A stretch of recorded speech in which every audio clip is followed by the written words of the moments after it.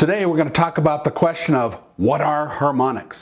Many of you might be new musicians or you've heard the word harmonics used when talking about music. We're going to try to see if we can give you a brief overview, a beginner's guide to what harmonics are. Let's get into it.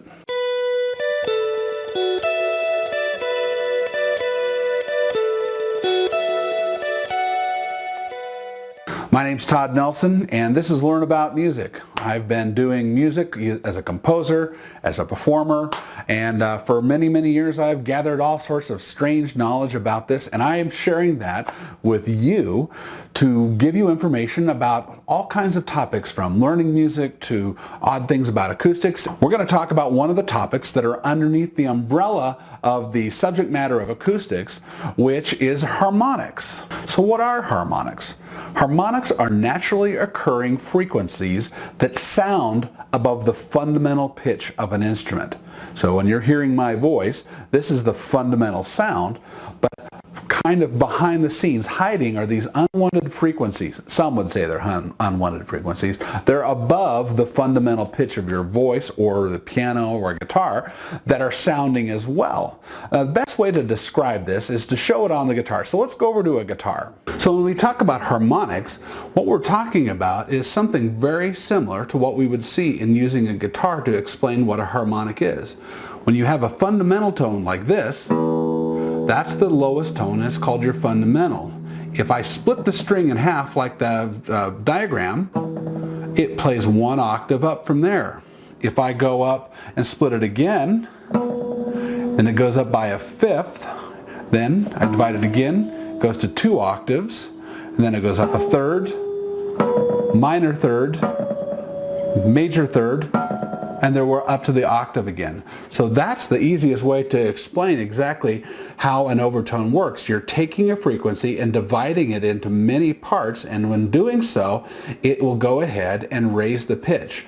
Most of those pitches are all hidden, or you can barely hear them when you're just hearing this one sound. So, as you can see, as I divide it with my finger on the guitar, the same can be shown on this graph as we look at it right here. So this graph shows that this is actually what we would call a waveform. And this waveform can be a certain amount of length long. The lower the pitch, the lower the waveform. And when I divide that waveform in half, that would make the pitch go up by 1 octave. If I divide it again, it goes up by a fifth, and I divide it again, it goes up to the 2nd octave, and then it starts to get incrementally smaller as I divide the string more and more. So it would be a major third, a minor third, a major third, and then another octave.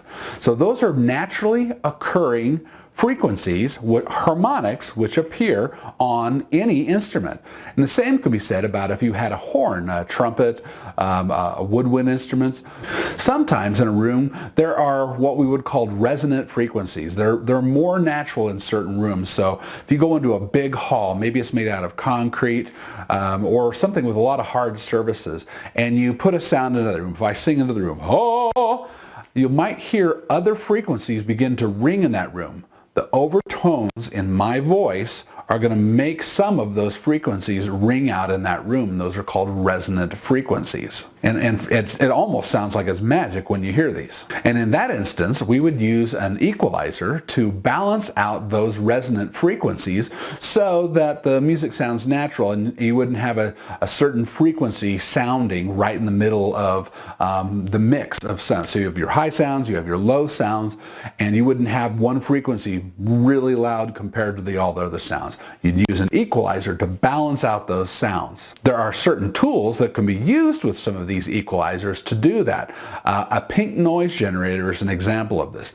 Pink noise describes when you have sound that's across all frequencies and they're being played at the exact same volume across all frequencies.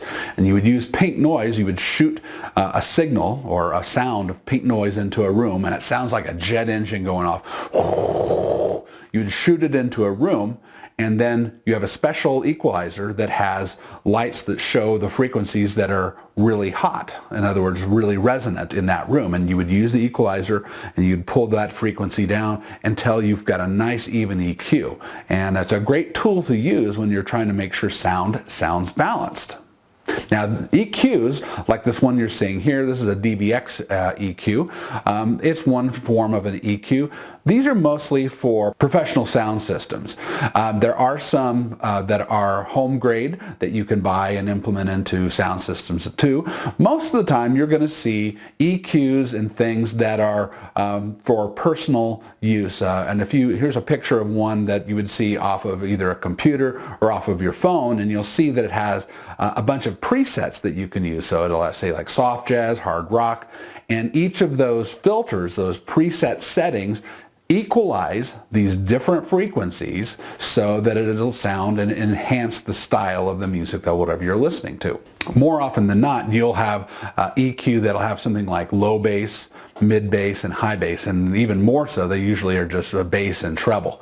And those kinds of things will take lots of frequencies from the low end and boost those, or lots of frequencies from the high end and boost those as well, and they call that shelving. So those are different types of EQ that you would see used for like your iPod, your phone, some of those kinds of applications. So the use of using these different filters are a way to adjust the harmonics that you would hear when you're listening to a sound system, if you're listening to your car stereo, the music player off of your phone. They all are part of the Harmonics series. There's a lot more information about the Harmonics series, but I just wanted to give you a brief overview of what harmonics are. You can hear them in brass instruments, you can hear them on guitars and things like I showed on the guitar a little bit earlier. It's a pretty cool area to look at and explore and understand what harmonics are and how you can control them to make the sound best for you. Question of the day: what level of awareness do you have about harmonics or overtones? Please put those in the comments below. Would love to know what you know about harmonics, and has this video been helpful to you? Again, I'd really like it if you could also subscribe to my channel, hit the bell if you're a first-time visitor here. We've got some more topics coming up under the field of acoustics, and we're going to be talking about those in the next couple of videos. Appreciate you being here today to talk about harmonics. We'll see you next time.